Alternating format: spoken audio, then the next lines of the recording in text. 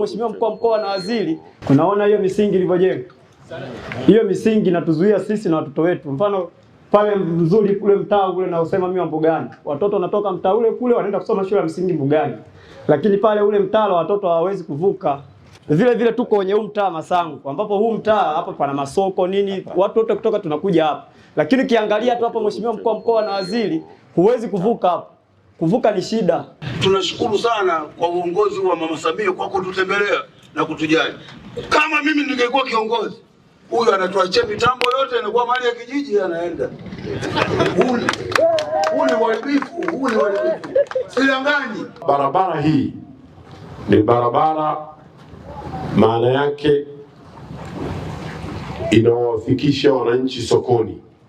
Ni barabara inayowafikisha wananchi mashambani. Ni barabara inayotengeneza kesho bora ya watoto wetu.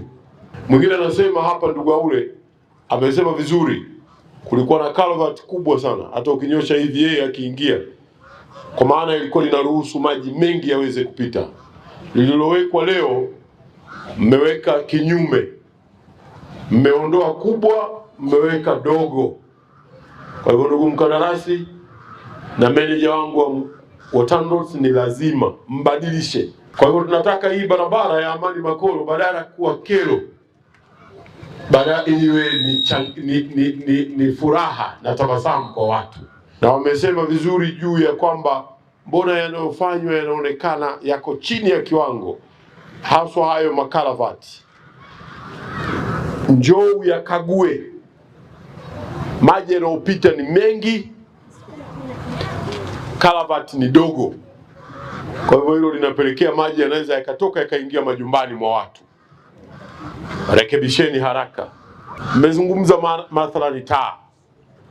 Taa ni kitu kizuri, watoto wanakitaka hapa, maana watafanya biashara usiku na mchana. Maneno yako mhandisi ni kwamba mpaka umalize ufike Ndumbi huko. Ukishamaliza kufika Ndumbi ndio utarudi tena kuja kutuwekea taa. Tutakuwa tayari barabara tushaizoea we. Sisi wananchi hapa tunataka taa hii leo. Wewe umesema unazo 800. Jenga hiyo mitaro, na kwa sababu barabara ya lami imeshakuwa iko tayari hapa Amani Makolo, wewe utuwekee sasa hivi hizo taa ili tuanze kuzifurahikia. Sasa mkandarasi, wewe njoo, nasema niondoke na wewe.